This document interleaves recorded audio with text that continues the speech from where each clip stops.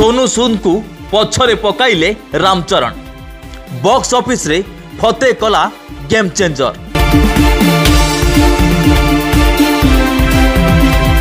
अभिनेता सोनू सूद को फते और साउथ सुपरस्टार रामचरण को गेम चेंजर शुक्रवार एक संगे बॉक्स ऑफिस रे रिलीज होइतिला।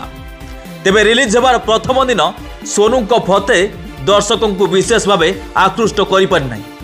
विभिन्न रिपोर्ट अनुसार फते रिलीज होबार प्रथम दिन में सारा देश में मात्र 2.45 कोटी टंकार रोजगार करिछि।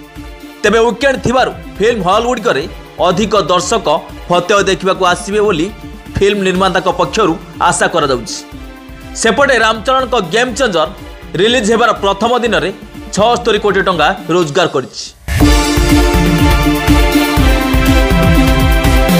देशव्यापी यही फिल्म 60 कोटी बेपार करथिया बेले विदेशरू 16 कोटी व्यवसाय करिछि। गेम चेंजर फिल्म सह बॉक्स ऑफिस क्लास होइतिबारु सोनू को फते को क्षति सहबाकू पड़िबो बोली प्रथम दिन बॉक्स ऑफिस तथ्य आसिया पर फिल्म समीक्षक माने कहिसंती।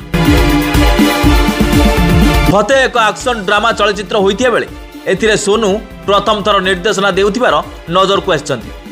फिल्म रे सोनू सह अभिनेत्री जैकलिन फर्नांडिस और अभिनेता नासिरुद्दीन शाह गुरुत्वपूर्ण भूमिका नजर को आछंती।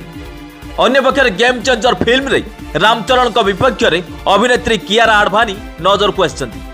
Bureau report news 88 Odisha.